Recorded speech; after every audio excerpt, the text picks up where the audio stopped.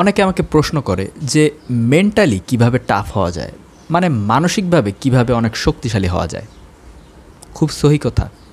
আপনি যদি একটা সুন্দর লাইফ কাটাতে চান, একটা চ্যালেঞ্জিং লাইফ কাটাতে চান, একটা গ্রো করতে চান, একটা মানে একটু আপওয়ার্ড মুভমেন্টের দিকে যেতে চান, স্থির হয়ে পড়ে থাকতে না চান, তাহলে অবশ্যই কিন্তু আপনার মেন্টালি টাফ হতে হবে।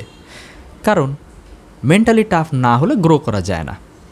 কারণ যখনই আপনি গ্রো করতে যাবেন অনেক ধরনের বাধা আসবে, পিচ্ছিল পথ আসবে, কাটা আসবে, মানুষ আপনার বিপক্ষে দাঁড়াবে, অনেক কিছু আসবে। এই কারণে মেন্টালি টাফ হওয়া বাধ্যতামূলক। তো অনেক ধরনের সিস্টেম আছে, মানে অনেক কিছু আছে আসলে। মেডিটেশন করা, বই পড়া, দৌড়াদৌড়ি করা, দেন মানে অনেক কিছু আছে।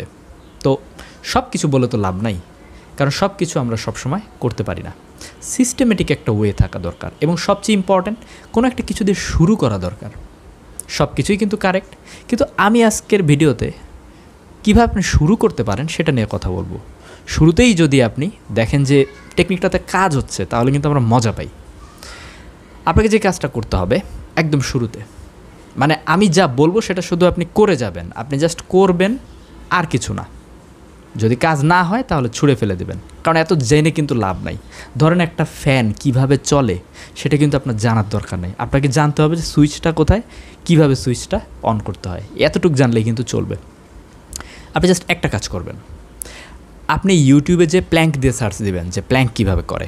যারা জানেন তারা তো ভালো। আপনি প্রতিদিন প্ল্যাঙ্ক করবেন। এই প্ল্যাঙ্ক একটা টাইম লিমিটের মধ্যে করে। কেউ 30 সেকেন্ড দিয়ে শুরু করে, কেউ 1 মিনিট দিয়ে শুরু করে। আপনি যদি না পারেন আপনি 30 সেকেন্ড দিয়ে শুরু করবেন। আপনি প্রতিদিন 5 সেকেন্ড 5 সেকেন্ড 5 সেকেন্ড করে বাড়াবেন। এইটুকুই আপনার কাজ। আপনি প্রতিদিন 5 সেকেন্ড করে বাড়াবেন। প্রথম দিন যদি 30 সেকেন্ড করেন, তারপর 35 সেকেন্ড, তারপর 40 সেকেন্ড, এভাবে জাস্ট বাড়িয়ে যাবেন। 1 মাস থেকে 1.5 মাস, 2 মাস, যত সময় যাবে বিশ্বাস করেন আপনার মেন্টাল স্ট্রেংথ বাড়বে, মেন্টাল টাফনেস বাড়বে। এখন অনেকেই হয়তো বা করবেন, জানতে চাবেন না যেটা কীভাবে। যাদের এখনও বিশ্বাস আসে নাই, বিশ্বাস আসার দরকার নাই, তারপরেও আমি একটু বলতেছি যেটা আসলে কীভাবে কাজ করে, একটা মেকানিজম তো জানা দরকার। দেখেন, আমাদের মাইন্ডের ভিতরে যেসব বিষয় আছে সেগুলো কিন্তু ব্রেন দ্বারা কন্ট্রোলড। আমাদের ব্রেনের মাঝখানে, আমি কিছুদিন আগেই নিয়ে বলেছিলাম, আমাদের ব্রেনের মাঝখানে একটা অ্যান্টেরিয়র মিড সিঙ্গুলেট নামে একটা অংশ রয়েছে, যেই অংশটাকে বলা হয় ইচ্ছা শক্তির বসার জায়গা। মানে এই জায়গাটা নাকি আমাদের বডির পুরা ইচ্ছাশক্তি কন্ট্রোল করে, যেটা রিসেন্টলি 1 থেকে 2 বছর আগে আবিষ্কার হয়েছে। মানে বিজ্ঞানীরা বুঝতে পেরেছে আর কি। আগের থেকেই তো ছিল, নতুন করে তো আর তৈরি হয়নি, কিন্তু বিজ্ঞানীরা বুঝতে পেরেছে এই বিষয়টা। মানে এই জিনিসটা যখন বড় হয় তখন আমাদের ইচ্ছাশক্তি বাড়ে, এবং ইচ্ছাশক্তি বাড়ার সাথে মেন্টাল স্ট্রেংথ বাড়াও কিন্তু সম্পৃক্ত। মানে ইচ্ছাশক্তিই তো মেন্টাল স্ট্রেংথ। আপনার যত বেশি ইচ্ছাশক্তি হবে, আপনি যত উইল পাওয়ার পাবেন, মানে কি আপনার মনের শক্তি বাড়ছে। আপনি যত বেশি অ্যাক্টিভ থাকেন তখন এই অ্যান্টেরিয়র মিড সিঙ্গুলেট বড় হয়। আপনি যখন নিজের ইচ্ছার বিরুদ্ধে কোনো কাজ করেন তখনও এই অ্যান্টেরিয়র মিড সিঙ্গুলেট বড় হয়।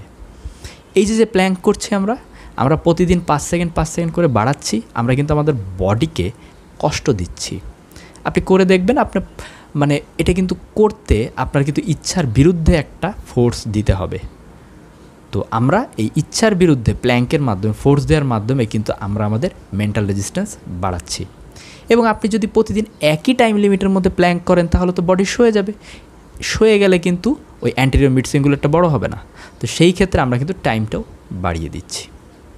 এটা আপনি করতে পারেন। এটা একটা খুব সিম্পল এবং খুব ইফেক্টিভ একটা হ্যাকস। দ্বিতীয়ত আপনি যেই কাজটা করতে পারেন, যেটা দিয়ে আপনি শুরু চাইলেও করতে পারেন, সেটা হচ্ছে জিমে যাওয়া, মানে স্ট্রেংথ ট্রেনিং। এখন যে জিমে যে বসে থাকবেন তা না, আপনি বাসায়ও করতে পারেন। আপনাকে ওয়েট লিফটিং করতে হবে। কেন ওয়েট লিফটিং করতে হবে? ওয়েট লিফটিং করতে গেলে কিন্তু মানসিক অনেক প্রেশার দিতে হয়। আমাদের ব্রেন পেইন রিসেপ্টর কিন্তু আলাদা করতে পারে না। মেন্টাল পেইন রিসেপ্টর আর বডির পেইন রিসেপ্টর দুইটাই তার কাছে সেম।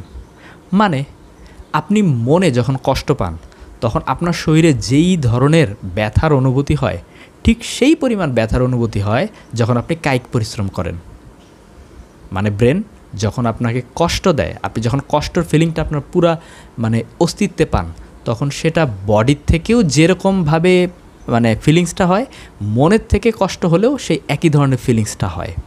সেই কারণে আমরা যখন কায়িক পরিশ্রম করি, যখন অনেক বেশি পরিমাণে আমরা আমাদের মাসেলটা ইউজ করি, তখন কিন্তু আমরা শরীরে এক ধরনের কষ্ট দিচ্ছি এবং এই কষ্টটা তখন এন্ডিউরেন্সে পরিণত হয়। মানে কষ্ট পেতে পেতে আমাদের যে পেইন রিসেপ্টরগুলো আছে সেগুলো শক্তিশালী হয়। আমরা কিন্তু মেন্টাল টাফ হতে পারি না কিন্তু একমাত্র ওই পেইন রিসেপ্টর দুর্বল হওয়ার কারণে। আমরা কমফোর্ট জোনের বাইরে যেতে পারি না, আমরা মানুষের কথা শুনলে দমে যাই, বা আমরা খুব উইক থাকি। এগুলো সবই হচ্ছে পেইন রিসেপ্টর উইক হওয়ার কারণে। আপনি দেখবেন আপনি যদি মেন্টালি উইক হন, আপনি শারীরিকভাবে উইক হবেন। আপনি কমফোর্ট জোনের বাইরে যদি যেতে ভয় পান, আপনি দেখবেন যে আপনি ব্যায়াম করতেও মানে তেমন স্বাচ্ছন্দ্য বোধ করেন না সাধারণত। আমাদের মাইন্ড অ্যান্ড বডি কিন্তু একই সাথে চলে।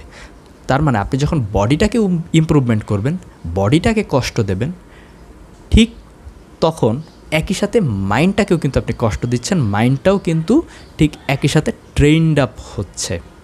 তাই আপনাকে বডির দিকে ফোকাস দিতে হবে, মাসেলটাকে ইমপ্রুভ করার চেষ্টা করতে হবে। এই মাসেল ইমপ্রুভ করতে যেই আপনি মেন্টালি অটোমেটিক স্ট্রেংথ আপ হয়ে যাবেন।